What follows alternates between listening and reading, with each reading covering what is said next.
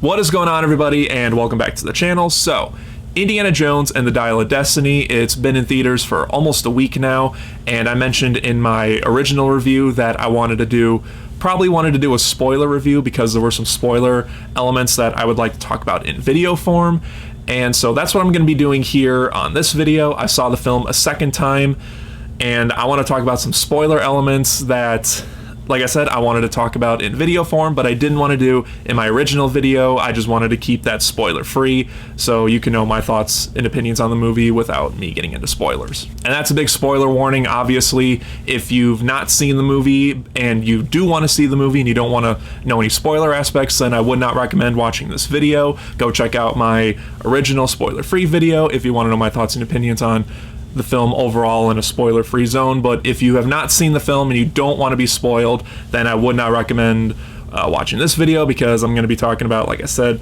a lot of spoiler stuff that I wanted to talk about in my original review. But if you have seen the film or you just don't care about spoilers, then, you know, feel free to stick around. But I just wanted to give a disclaimer right off the bat. I don't want to be accused of ruining certain elements of the movie if you haven't seen the film. So it's a big spoiler warning. If you don't want to be spoiled, just leave, don't watch this video right now, come back when you have seen the film. But if you have seen the film already or you don't care about spoilers, then feel free to stick around. So, let's get into spoiler elements of Indiana Jones and the Dial of Destiny. So as I said in my original review, I really like this movie, and seeing it a second time, I still really like this movie. I still don't understand why people are just hating this movie entirely, but that's just my opinion. I found a lot of enjoyment in the movie, even more so a second time around. And even though I enjoyed the movie, I still had questions going into the film on certain aspects of like what they were going to answer, what they were going to tie up, what the main MacGuffin of the movie is going to revolve around. I had some questions about the film that did get answered in the movie, and one of the biggest ones for me and a lot of people that went into this movie is because of the ending of Kingdom of the Crystal Skull, where Indy and Marion got married and now they have like a family with Mutt Williams as their son. What happened with Marion and Mutt Williams in this movie? Because they weren't shown in any of the trailers. As far as I know, they weren't confirmed in any of the cast listing unless I missed one. So what happened with Indy, Marion, and Mutt Williams? And I accidentally slipped in my spoiler-free review that Indy and Marion got divorced in between movies. My friend pointed that out, so if you consider that a spoiler, I'm sorry, but that's honestly like on the very bottom level of spoilers for this movie. So there's much more spoiler stuff to be talked about besides Indy and Marion got a divorce. I did not spoil, however, about why they got a divorce, and that leads into Mutt Williams. Where's Mutt Williams in this movie? And he's dead.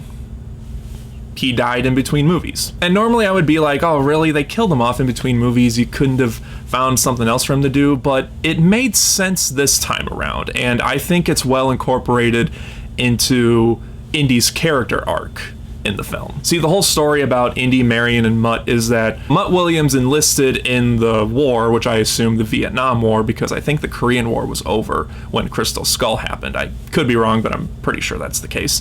So he enlisted in the Vietnam War because Indy said he did it to piss him off, but he ended up dying in the Vietnam War, and that drew Indy and Marion apart because Indy couldn't properly support Marion and be there for her while they were both grieving. And it's a really sad moment when they bring this up, because they're on Antonio Banderas's boat in the film at nighttime, and Phoebe Waller-Bridge is asking Indy, if you can go back in time, what would you do? And Indy has this really emotional and sad moment where he says, I'd stop my son from enlisting. And Phoebe Waller-Bridge is like, did he enlist to please you or something? And he goes, no, he did it to piss me off, but I would tell him that he was gonna die and it was gonna tear his mother and father apart, or something along those lines. And then Indy basically said that he couldn't fully be there for Marion to grieve. He couldn't, like, he just couldn't deal with the weight of it, and that ended up splitting up their marriage. It's a really sad moment, and Harrison Ford just kills it in that scene. I actually teared up a little bit when I first saw it, even though it's for the death of a character that I didn't really care for in the previous film, and that a lot of people didn't really care about in the previous film. They did a good job addressing why they're not in the film, and like I said, it makes sense. It makes sense for Indy's character arc. like I said in my original review, he's washed up a little bit. He feels like he doesn't have a place anymore because in 1969 everyone's looking forward to the future, and Indy is still like teaching about the past. There's a great scene when he's teaching at his university. His students just aren't interested. Kids are falling asleep. But then a group of teachers or students, I don't know who they are, they bring in a TV and they talk about the moon landing, and everyone's already wakes up and they're like paying more attention to that. And Indy has this look on his face like, well, I guess my lesson's over. So Indy's in a really bad spot in this film. His son's dead. His wife divorced him. He doesn't feel like he has a place anymore in this world. And again, having Mutt Williams die and him and Marion divorced, it adds to Indy's character arc in the film, which I thought was well handled. And then it does get resolved at the very end of the film, which I'll talk about that last. But first, I want to talk about the scene, or the sequence I should say, that is really going to divide people on this film. And from what I heard, some people are divided on it. Some people are on board with it, some people aren't. And that, of course, I'm talking about the third act of the film, when Mads Mikkelsen's character uses the dial to go back in time. They do time travel in this movie. And I like the fact that he used the dial wrong. There was something he didn't put into account when actually using the dial. Indy mentioned it in the film. I forgot exactly what he didn't put into account, but he basically used the dial wrong, and instead of going back in time to 1939 with the Nazis, they end up going back further to 214 AD.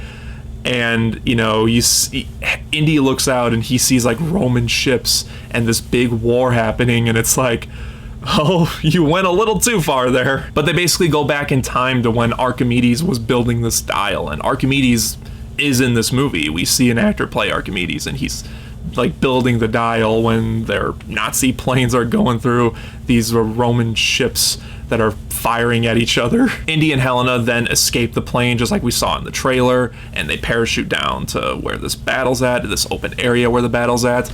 But then the Nazi plane gets taken down because the Roman ships were firing arrows at the ship. That ends up bringing the ship down, and our villain, again, typical Indiana Jones stuff, our villains, of course, die because of their own obsession. Mads Mikkelsen's character, he was obsessed with getting this dial to go back to World War II, and he had a miscommunication or complication with the dial, whatever it was, and he gets sent a little bit too far back.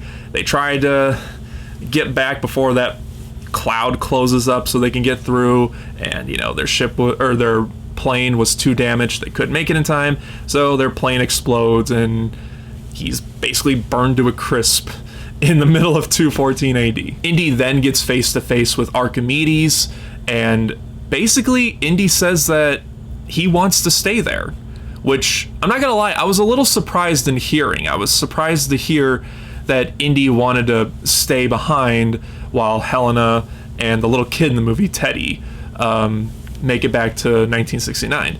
Like I said, like I said in my original review, it's an idea that felt a little odd at first. You would think Indy wouldn't want to mess with history or anything like that, but again, it makes sense for his character arc. Indy is not in a good place in 1969. He feels like he doesn't have a place anymore. And so staying back in time kind of does make sense because, like I said, he doesn't have a place, and he's all about history, so he wants to be right in the middle of history and eventually die there. And I'm not gonna lie, I wasn't sure how I would have felt about the ending of the movie if he would have stayed back in time. It would have been kind of a depressing end for Indiana Jones if he would have just stayed back in time because he feels like he doesn't have a place anymore and he just died in 214 with Archimedes. Would have been a little depressing, but I am kind of glad that Helena basically forced him to come back, which I know some people have issues with that scene where she basically punches Indy and knocks him out, and then the next scene he wakes up in very similar shot to his apartment that we got in the beginning of the movie. He's back in 1969, and he's saying to himself, "You should have let me stay there," and Helena's like, "No, you belong here. You belong in this time right now, right here." Like I said, I heard that some fans don't like the scene where Helena punches Indy and knocks him out and then brings him back to 1969. I don't see what the big deal is. How else were you going to get Indy back to 1969 anyway? You weren't going to talk him into it because he wasn't backing down in any sort of way. I don't know. I didn't have an issue with it, and at this point, hearing people bitch and complain about little details like that, at least to me, it seems like a little detail. I just don't care anymore. I was fine with Helena bringing Indy back to 1969 because, like I said, it would have been a depressing end for him to die in the past. At least for me, it would have. But after Helena says to Indy, you belong here, Indy has a great moment where he says, for who? He's basically saying, who am I meant to be here for? I don't have anyone anymore. And then in walks Marion. I was so surprised to see her come back in the film. I didn't expect to see Karen Allen in the film at all. I thought they were just going to leave Indy and Marion divorced at the end of the movie. But it was really nice seeing her back in the film, even though it was only for a couple minutes at the end of the movie. But I'm not going to lie, I thought for a second that Helena was going to use the dial to go back in time and save Mutt Williams. Like, I knew that Shia LaBeouf wasn't going to be in the film. But when I saw Marion walk through the door, I thought to myself for a brief moment, did she save Mutt Williams? Is he going to come back in the film? But no, he didn't. So they're still, I guess, grieving with Mutt Williams being dead. And then we see Sala walk in the door with his kids, and Helena, Sala, and his kids, and Teddy. They go and get ice cream and leave Indy and Marion to talk. And there's a great scene that I love so much, where Marion looks at Indy's bullet wound and says, that looks painful, does it hurt? And Indy says, everything hurts. And Marion says, I know how you feel, everything does hurt.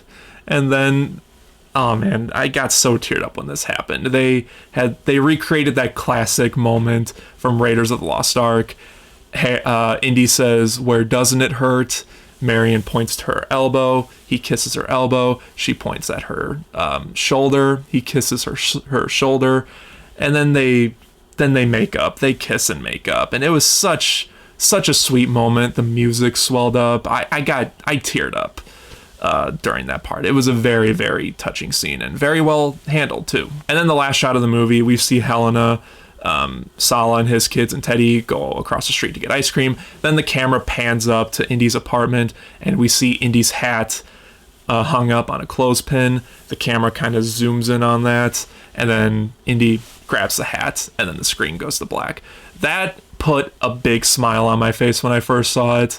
I don't view it, though, as, Indy is coming back for more adventures. I know some people are looking into it as, or is Indy going to come back for more adventures? No, I see it more as, now that Indy has Marion back and things are looking up for him grabbing the hat, I see it as more as okay, I'm ready to live the rest of my life. I'm ready to live my remaining years of my life with Marion, with my goddaughter, with Sala and his kids, and just live the rest of his life. I don't see it as him coming back for more adventures. So yeah, just like I said, guys, I still really enjoyed this movie. I enjoyed it even more second time around. I know some people had issues with the time travel aspect and Helena in the movie. Some people are complaining about her. I don't get it at all.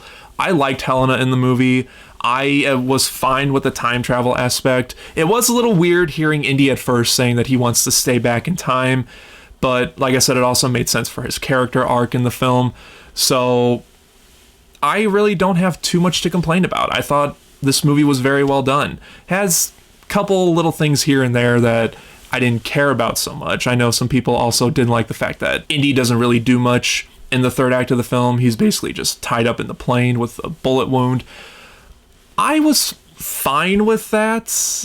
I guess I was a little fine with it because at the same time, Indy is 80 years old in this movie. And sure, he punches people and goes on car chases and jumps from one car to another in the film and fights people and stuff like that. But when he's shot at his age, I don't really see him punching Nazis constantly like he did in Crystal Skull. So I was okay with it because Indy was tied up at the end of Raiders when they opened the Ark.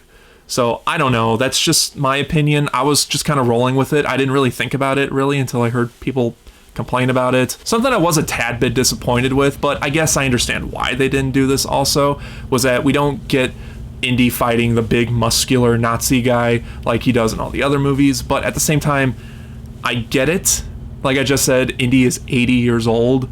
If he were to go up against that big giant Nazi guy, he probably would have gotten his ass kicked. So it was smart on the filmmaker's part during the parade that he kind of has like a tiny little scuffle for like a couple seconds, but then he runs away from the big guy. Because like I said, Indy's 80 years old. That guy would have killed him. Oh, and I said I was also going to mention the creepy crawlies. Yes, we do get creepy crawlies in this film like we did with all the previous ones. Like I said, we actually get 2 instances. The first one, the main one, are eels. They're going to dive to look for... I forgot what it's called, but they're looking for something for clues. It's that big square thing. I forgot what it was called, but it's basically telling them where the other half of the dial is, and they have to dive under water. And Indy hears eels, and he has this look like, what? Because they're basically water snakes, and Indy hates snakes, and of course he gets attacked by eels. It was a cool sequence. I like that sequence. The second one is only for like a couple seconds long. While they're going through the tunnel to look for the other half of the dial, there's like a bunch of like disgusting like insects that are just dropping on them. Like, I don't even know what they were, but they were just like falling all over Indy and Helena when they were going through the tunnel. That was only for like a couple seconds long, but we do get the creepy crawlies, which was cool to see. So yeah, I really enjoyed the film. I enjoyed it even more second time around. Hopefully you guys enjoyed the film too. If you've seen it, if you haven't seen it and you watch this video, well, I just gave away spoilers. You were warned in the beginning, so you have no one to blame but yourselves.